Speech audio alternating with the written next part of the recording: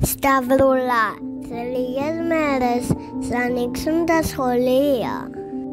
Το ξέρω, Τρίτη. Τι θα έλεγες να μιλήσουμε για την ενδοσχολική βία ή αλλιώς bullying? Το bullying είναι μια επιθετική συμπεριφορά, συνήθως συστηματική, που ασκείται από ένα άτομο ή από μία ομάδα ατόμων σε ένα άλλο, προκαλώντας φόβο και πόνο.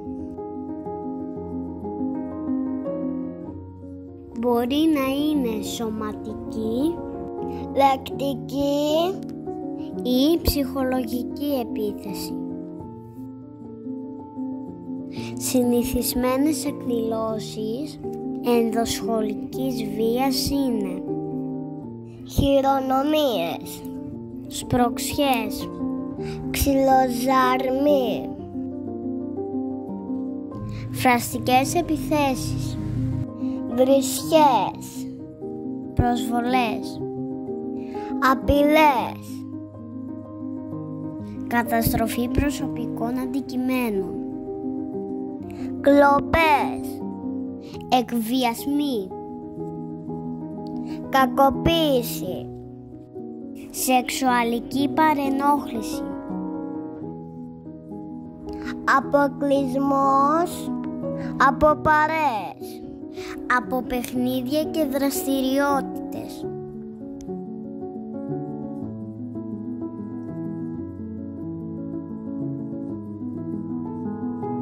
Αν εσείς οι γονείς ζείτε, να μην έχει διάθεση το παιδί σας, να αρνείται να πάει σχολείο, να μην πηγαίνει καλά στα μαθήματα, τα ρούχα του να είναι κατεστραμμένα, να έχει σημάδια στο σώμα, να χάνει πράγματα ή λεφτά και να αποφεύγει τις εξηγήσεις, τότε πρέπει να ψαχτείτε.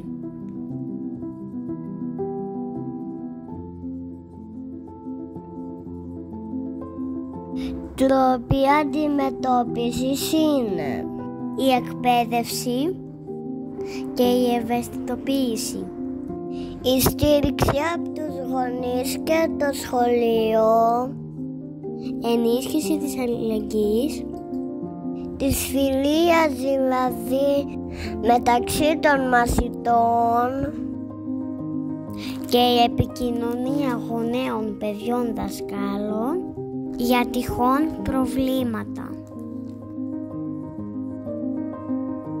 Είμαστε όλοι ίδιοι και όλοι ίσοι και έχουμε τα ίδια δικαιώματα. Μίλα, μην τα κρατάς μέσα σου. Αξίζεις όσα αξίζω κι εγώ. Μαζί θα τα καταφέρουμε. Μαζί θα σταματήσουμε το bullying.